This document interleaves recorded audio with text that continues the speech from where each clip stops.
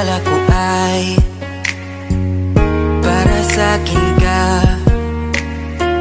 Bakit lahat ay nagbago sa'tin? Bigla ka nalang nag-iba.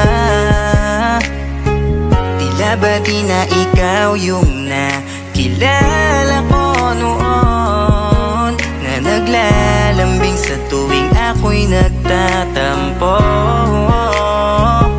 Dapat ba na matanggap ko na tayo lamang ay pinagtagpo nang hindi sinasadya? Siguro ngay di tayo tinadhana. Marahil ay hindi pwede ang maging tayo, kahit nasasaktan mo na ako.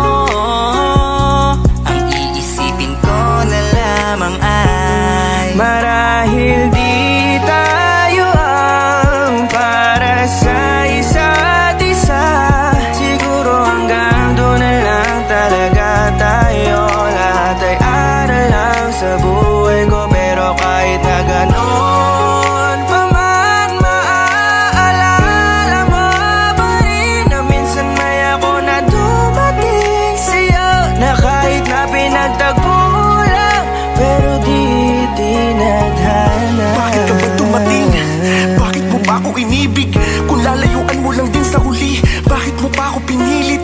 Ayoko nito kung kailan napapamahal na sa'yo, tsaka mo sa akin sasabihin na nagkabalikan na pala kayo. Ano ba ako sa'yo? Laruan mo, pagsawa ka na, lalayuan mo. Kahit lumuhod pa sa harap mo, alam ko namang malabo na to, kasi may iba ka, may iba ka. Kaya malakas na ngayon loob mo, di ko man sa'yo ipahalata, pero durog na itong loob ko. Putang ina mo, matapos kitang alisin sa mandilim mong nakaraan, malaman-laman ko pag wala ko sa iba, ikay nakikipagbanatan. Putang ina naman, hindi mo man lamang inisip ang aking mga sakripisyo upang mabigyan ka ng magandang buhay, pero ito ang sinukli mo. Pero sige, papalayain kita kung sa akin yan ang hinihingi mo. Huwag kang mag-alala, lahat ng binigay ko sa'yo ay hindi ko nababawiin. Lilimutin na kita dahil yun ang tama.